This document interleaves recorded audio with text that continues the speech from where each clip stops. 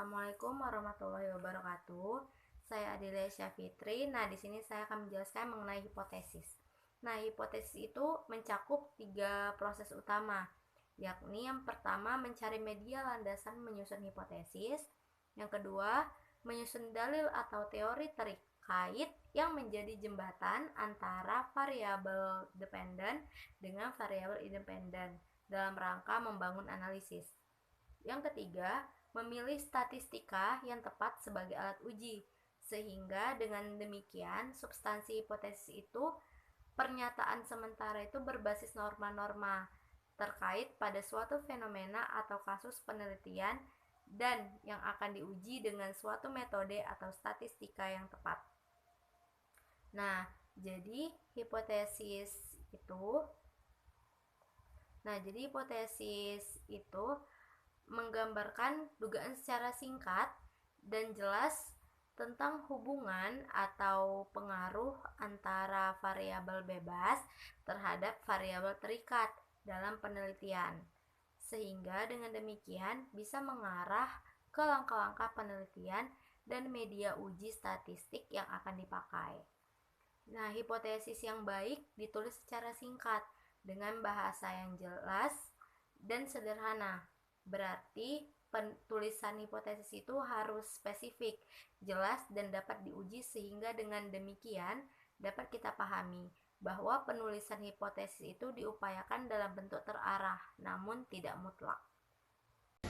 Baik, saya Putri Mafira dari kelompok 4, di mana pada kelompok kami membahas mengenai hipotesis, populasi, sampel, dan teknik sampling. Nah, jadi pada mata kuliah metode penelitian kuantitatif ini kami membahas materi tersebut, yaitu ada hipotesis, ada teknik sampling, ada sampel, dan ada populasi. Nah, saya sendiri di sini saya akan menjelaskan mengenai populasi. Nah, bahwa populasi itu dalam metode penelitian kuantitatif itu merupakan suatu wilayah generalisasi di mana kita mengetahui subject dan objek dan memiliki karakteristik setelah melakukan penelitian dan mereka menarik kesimpulan. Nah, jadi setelah peneliti melakukan penelitian, maka populasi ini menarik suatu kesimpulan. Nah, jadi seperti itu. Dan populasi itu dia terbagi menjadi dua. Nah, yang pertama itu ada populasi infinite dan ada populasi finite. Nah, populasi finite itu dia di mana kita mengetahui berapa jumlah anggota dalam melakukan penelitian. Sedangkan dalam populasi infinite kita itu tidak tahu berapa jumlah anggota yang melakukan suatu penelitian tersebut. Nah, jadi hanya itu yang dapat saya jelaskan. Assalamualaikum warahmatullahi wabarakatuh. Terima kasih. Oke, baik. Sekarang kita masuk ke materi ketiga, sampel. Jadi di sini sudah tertera menurut Sugiono sampel itu adalah cara sebenarnya gini, jumlah dan karakteristik yang dimiliki oleh suatu populasi. Nah, jadi pengukuran sampel dilakukan melalui statistik atau berdasar pada estimasi penelitian. Gunanya untuk menemukan besarnya sampel yang diambil dalam melaksanakan penelitian dari suatu objek. Nah, jadi penggunaan sampel ini sangat diperlukan untuk penelitian kuantitatif. Kenapa? Karena kuantitatif itu kan memerlukan data.